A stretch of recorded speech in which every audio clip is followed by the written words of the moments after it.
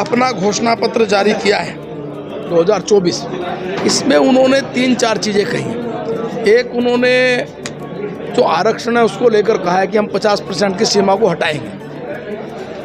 जातिगत रूप से SC ST OBC का जो आरक्षण है, क्या आप उसे कम करेंगे?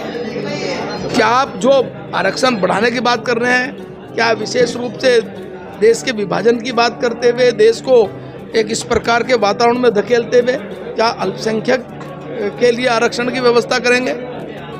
आपने आर्थिक सर्वेक्षण की बात करी। जब आपने पहले सत्ता में रहते हुए 60 के दशक में आर्थिक रूप से आपने एक नीति लेकर आए थे कि लोगों की कमाई का इतने % आपको फिक्स डिपॉजिट रखना पड़ेगा। क्या आप दोबारा से वही वातावरण बनाना चाहते हैं? क्या आर्थिक सर्वेक्षण करा के क्या लोगों से आपने कहा कि उनके घरों की गणना करेंगे? क्या लोगों के पास 2 घर हैं तो क्या 1 घर आप लेने की बात कर रहे हैं? यानी कांग्रेस ने देश के इस वातावरण में इस प्रकार एक घोषणा पत्र में लेकर आया कि वो बहुसंख्यकवाद को चर्चा के बजाय अल्पसंख्यकवाद पर लेकर आए, तो ये देश के लिए एक बड़ा खतरनाक इस रूप में है। यही हम जनता के सामने लेकर जा रहे हैं। लेकिन वो ऐसा भी, अगर ऐसा भी देखिए, अगर हम एक प्रमुख रूप से जो देश के अंदर राजनीति में काम करने वाली पार्टियां हैं, अगर कोई भी पार्टी इस प्रकार देश के वातावरण में अपने घोषणा पत्र को इस रूप में लाती है, तो निश्चित रूप से यह दायित्व बनता है कि हम देश की जनता को बताएं कि ये देश के लिए खतरनाक खेल खेलने जा रहे हैं। ये जो मतदान कम हुआ है, आप देखेंगे ओवरऑल मतदान कम हुआ है। गाँव में भी हुआ है, शहर में भी हुआ है, छोटे कस्बों में भी हुआ है।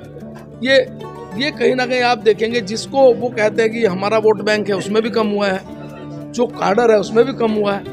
इसलिए भारतीय जनता पार्टी को कम मतदान का फायदा ये होगा आने वाले समय में। जो अभी आप देखेंगे हमारा मत प्रतिशत आपको बढ़ा हुआ नजर आएगा। देखो इसको, केवल यही नहीं कि आप हरिद्वार में कम हुआ है, आप देखेंगे तो हरिद्वार में कम हुआ, तो आप पौड़ी में भी कम हुआ, तो आप देखेंगे बिहार में जहाँ सीटें दिमाग कम हुआ है, उत्तर प्रदेश में जहाँ दिमाग कम हुआ है, तमिलनाडु की सारी सीटों पर था, वहाँ सब में कम हुआ है। विपक्ष का आरोप यह है कि कहीं ना कहीं सरकार से नाराजगी को लेकर लोग मतदान करने के लिए घरों से बाहर नहीं निकले। अगर आप इसको इस रूप में जोड़ेंगे तो आप जिन सीटों पर मतदान हुआ है उनमें कई राज्यों में उनकी भी सरकार है। सर, उत्तराखंड में 25, तो वो जो बहिष्कार की सूचना है उसमें से कुछ जगहों पर मुख्यमंत्री ने संज्ञान लिया है कि क्या कारण हुआ है, वो एक अलग विषय। सीटें आ रही हैं उत्तराखंड से, 5 सीटें बड़े अच्छे मार्जिन से।